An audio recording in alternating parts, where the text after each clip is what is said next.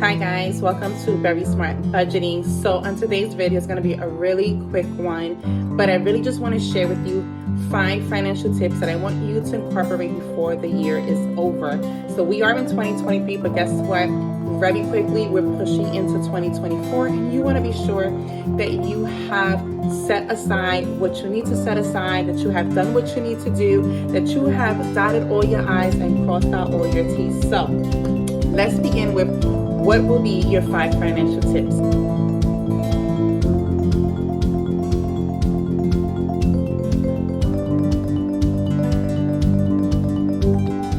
I think I'm more excited about this than anyone else. So 5 financial tips before the year is over that you want to incorporate. Number 1, get your finances in order. So you may be thinking, okay, so how does that look like for me? What is it that I need to do?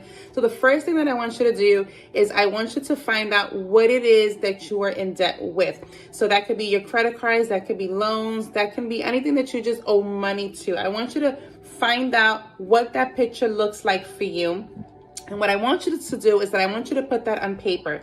So I want you to just get a clean sheet of paper. You don't have to jump to getting your financial journal. We're going to get to that. But at first I want you to do this because this is going to be the most important thing that you actually really do. So just get a jump start on it.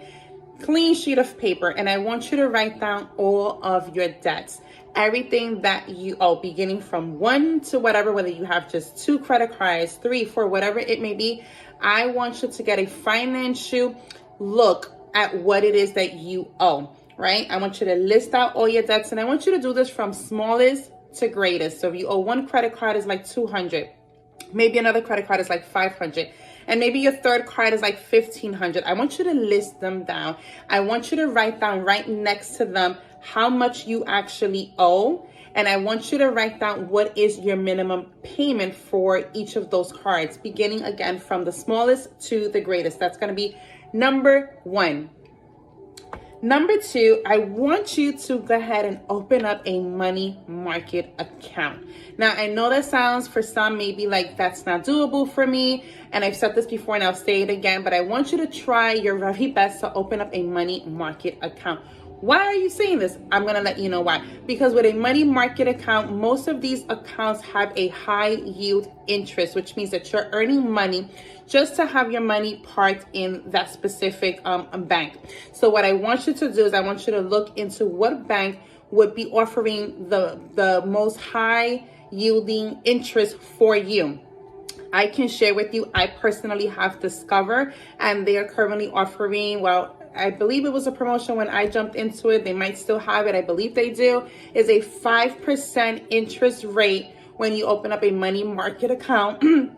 And that would be with a minimum of $2,500 that you're opening up the bank account, right? So, and the reason that money market account is good is because it's not like, let's say, a CD account where you just deposit money and the money just stays there for, let's say, whatever amount of time that you decide, whatever the length of time would be, whether it's 6 months, whether it's a year, whether it's 18 months, right? The money's locked, the money's put away, and it's going to be growing interest while it's earning interest on that same amount that you deposited.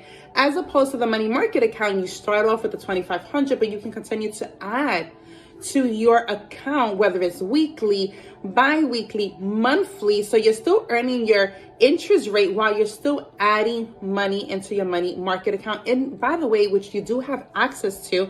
So with some banks, they do have limits on how many transactions and how many withdrawals you can make. So personally, with me and with Discover, I want to say it's about 10 transactions. But again, why are they doing that? Not so much about controlling your money, but more about because if you want it to be about savings, then you want to be able to limit your transactions. That way you have more money in the bank, right? Instead of always taking out your money, right? Okay, so that would be number 2. Number 3, if you don't already have an emergency fund, oh my goodness, I can't tell you how critical it is for you to have an emergency account. And I've said this before and I'll say it again. So you may be saying, well, how do I, what is an emergency account? So an emergency fund is money that you're putting aside in the event of an emergency, right? In the event whether anything can happen, whether it's medical, whether it's something that happened with your car breaks down, you want to have money put away, and that would be your money only for emergencies, right? God forbid, if you lost your job, you lost your income, you can tap into your emergency money, right? So the way you want to figure out how much you should be putting away would be to just do simple math and just figure out how much do you normally bring home on a month-to-month basis. Whatever that amount is, you want to multiply that by 6. You want to have at least 6 months put away. For some people, that may be difficult. Then start off with 3 months.